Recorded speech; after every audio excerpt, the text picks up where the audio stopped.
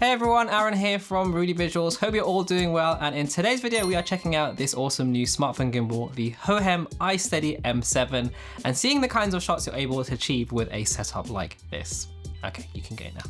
You can go. Now, with smartphones getting better and better all the time with more advanced video specs, I think it's safe to say that it is viable to shoot perfectly good, usable video content with a phone and not have to use a dedicated camera in certain situations, especially if it is just for social media content, etc. But while stabilization in smartphones has come a long way, you still really do need like a gimbal to get that higher end, smooth and stable look that's gonna make your videos look that little bit more pro and let you be more creative. Now, obviously a camera is always going to be better than a smartphone, but sometimes it's just about convenience. And companies like Hohem have been creating gimbals for exactly that purpose for quite a while now, and this latest model comes packed with a bunch of features like an AI tracker, 360-degree infinite spin, a detachable touchscreen controller, a fill light, as well as a 500-gram payload. So rather than doing like a full-on review of this gimbal, instead we thought it'd be more useful to show you 5 simple gimbal movements that you can use, particularly if you're someone who maybe hasn't used a gimbal before and you're not really sure what to do. These are all super simple, but hopefully will help you add a little bit of polish and creativity to your shots. Now, full disclosure, this video is sponsored by Hohem and they have also sent us this gimbal to keep, but all thoughts and opinions are fully independent and we haven't been told to say anything specific. So with that said, let's start off with number 1. So starting off with one of the simplest moves, this is a very simple push in and also a pull back. So simply just walk slowly into your subject or do the opposite and walk away. So this is just a really easy but effective way to establish your subject or to reveal the background and environment around your subject. You can also mix things up by pushing or pulling away from the front of your subject, from the side or from behind. It's super simple, but there is a reason why it's used so often.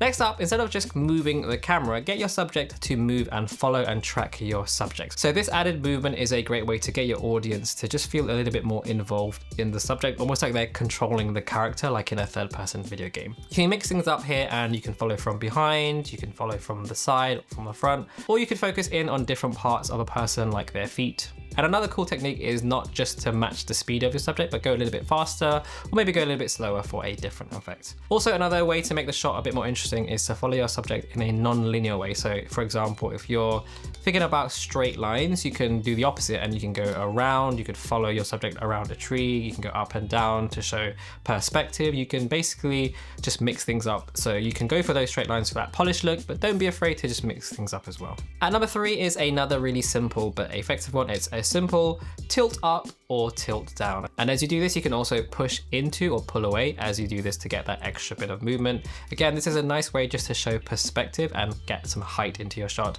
And for me, it's also another great way to reveal environment. I also like to tilt up into a subject. This is like a nice way to add a bit of polish to like a portrait or a hero shot that establishes your subject. Next up, we have the spin. So this is really similar to the follow subject, but you're going to keep your subject in the center of the frame and just basically make a circle around your subject slowly, making sure that you have space around you. This is a really cool way to just add a bit of energy to a shot, but I also like using this together with something like a speed ramp as well. This is just another really cool way to show a subject, but also don't be afraid to use this with a object as well. For example, you could use a tree or whatever it is you're filming and just make a circle around that. Again, another cool way just to show a little bit of a different perspective.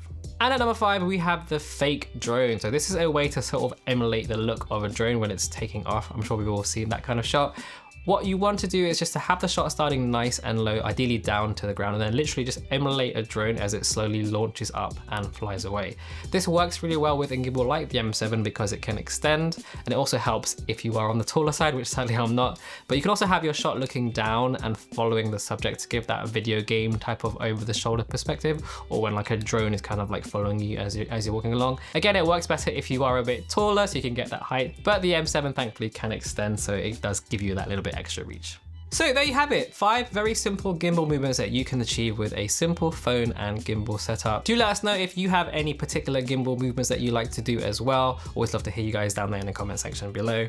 And as you can see, having a gimbal just gives you a lot more options to get creative with movement in your shots. And it just adds that extra level of polish. Whether you're using a high-end video camera or you're just using your smartphone, a gimbal can really help. And brands like Hohem have been making really good quality gimbals designed for smartphones. We have reviewed quite a few models now on this channel, and this M7 is definitely like on the higher end of the price spectrum, but definitely you do get like some very premium features for that as well. This one is slightly on the bigger end, so you are going to get better performance from a gimbal like this, but they do also have some other options as well to suit all budgets. So I do highly recommend checking out their website to find out more and to look at all the different models that would maybe suit your budget. We'll pop links in the description down below. Anyway, we're going to keep this one nice and short. Once again, a big thank you to Hohem for sponsoring this video. If you found it useful, hit that like button, subscribe, all that good stuff that the algorithm likes. And you can also follow us on Instagram. And I guess I'll see you on the next video. Thanks again for watching. Peace.